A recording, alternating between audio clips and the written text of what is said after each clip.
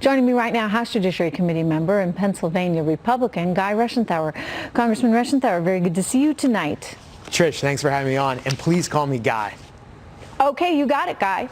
All right, so the Washington Post, they kind of just letting it all hang out, telling us how they really feel, and they want some kind of system where the most educated, most elite members of society are the ones picking the President of the United States. How would that work? Well, this shows us where the Democrat Party is. You have a party that is controlled by really the coastal elites, and they're terrified of two things. One, they're terrified that their base, which has moved drastically to the left, is going to nominate a socialist, not even a Democrat, a socialist in Bernie Sanders, and that scares them. But the other thing that scares them is the fact that the Republicans did not allow the party insiders to pick our nominee last time when we picked Donald Trump. The people picked Donald Trump. You think Paul Ryan wanted President Trump to win the primary? And President Trump will go down as one of the best Republican presidents in history. So you have the Democrats terrified of who the Republicans put up, someone who's really working for the people.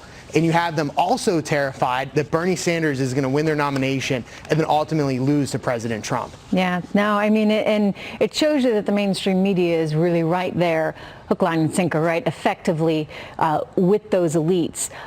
Speaking of the mainstream media and distrust in the system, there are new reports tonight that a national security advisor employee might have been moved to the Department of Energy because this particular person may have been the so-called anonymous. Remember the anonymous who wrote a book in the New York Times op-ed? Right. In fact, the New York Times at that moment, well, right now I just say they might have some explaining to do if in fact this was anonymous, because the person that they called a senior official in the Trump administration, a person that was sort of on the inner circle, if it's this person that just got moved to the Department of Energy that was at the NSC, is certainly not like a big deal member of the president's staff.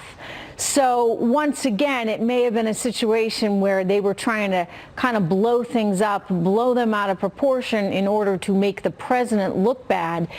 You know, I know you're in Congress, he's the president, but how do you fight that kind of backlash in the media when they just constantly are trying to portray you as the worst possible person for being, for example, as you are, Congressman, a Trump supporter? Well, the mainstream media is always going to, as you said, blow things out of proportion. They're going to always focus on the palace intrigue when they're dealing with a Republican president. But this president has circumvented the mainstream media because he can use his Twitter account to speak directly to the people. We also now are not in the news cycle or the news era of 20, 30 years ago. We have Fox News, Fox Business, we have talk radio. There's so many outlets for people to come and get the truth, so many different ways for them to get information. So that's helping us combat the bias by the mainstream media. Yeah, and it's interesting. That's a plus for his Twitter account. His Twitter account, which of course is under fire these days, especially with everything going on with AG Barr. But he's maintained, and to your point, Congressman, you know, this is a conduit for which he can speak to the people, or from which he can speak directly to the people. Anyway, Guy, very good to see you, Congressman. Thank you so much. Trish, thanks for having me on. Appreciate it.